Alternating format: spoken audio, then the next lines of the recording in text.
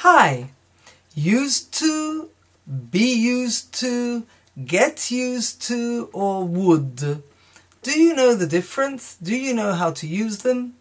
This is Susan Broder from Speak Languages and Travel the World, here to help you improve your English with minimum effort and maximum benefit. Now, used to is not as difficult to use as you would think. For example, used to, which refers to a habitual action in the past, has the problem that even native speakers use incorrectly when they write it, because we tend to contract when we speak. So we have, in the affirmative sentence, used to, U-S-E-D, but we say used to. So I used to play the piano, now I don't anymore. I used to go swimming every Sunday, now I don't anymore. Written, used to.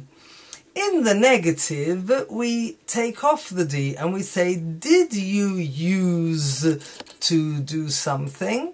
Obviously, this is only written because, again, we contract when we speak. So I didn't used to speak German when I was a child. Now I speak German.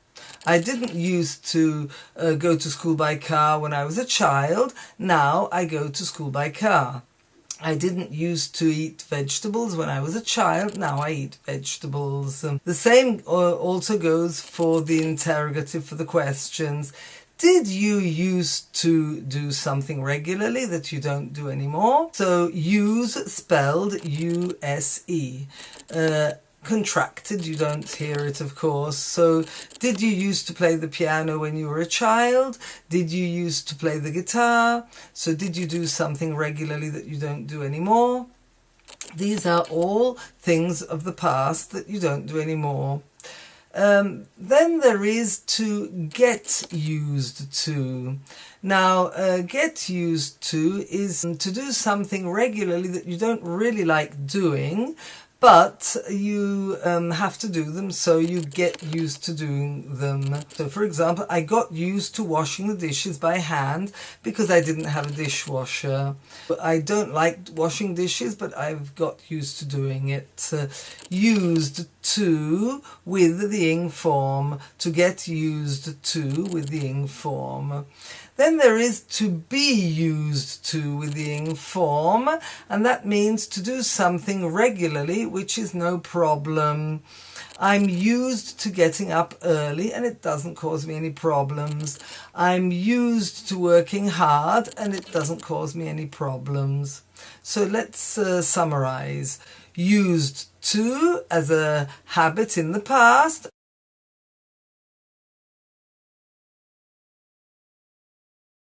I used to play tennis, but now I play basketball. To be used to verb ing, to do something regularly, which is no problem. I'm used to getting up early. And to get used to verb ing, to learn to do something regularly that isn't so nice. I got used to wearing my braces. They used to hurt. Now I've got used to them and they don't hurt anymore. Now there is also would. Would is used to describe routines in the past. So I'd like to tell you a story of my childhood, just to give you the feel of how would should be used. So when I was 11, I would have a bowl of cereal with cold milk and an orange juice for breakfast. Then I'd put on my school uniform. I'd is the abbreviation of I would.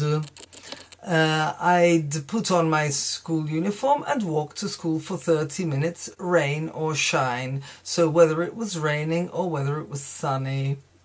At break, we would go to buy something to eat at the tuck shop. The tuck shop is a shop where you can eat snacks, and it's usually run by the students. You buy little snacks, crisps, biscuits and so on. And at lunchtime we'd eat in the school canteen. Again, we'd is the abbreviation of we would. We would change into our PE uniform for PE. The girls had PE skirts and not shorts, similar to tennis skirts. At 4 p.m. we would sometimes buy an ice cream from the ice cream van outside the school to eat on our way home. This is still very common. An ice cream van will stop outside the schools so that students can buy an ice cream going home. I would always eat my dinner around 5 p.m. as soon as I got home because I was starving. So starving literally means when you have no food, as people in poor countries, but in colloquial English it means when you're really, really hungry. I would start doing my homework around 6 and I would go to bed around 9:30 p.m. This when I was 11 years old. So this is the description of a regular routine in the past, and so you use the form would.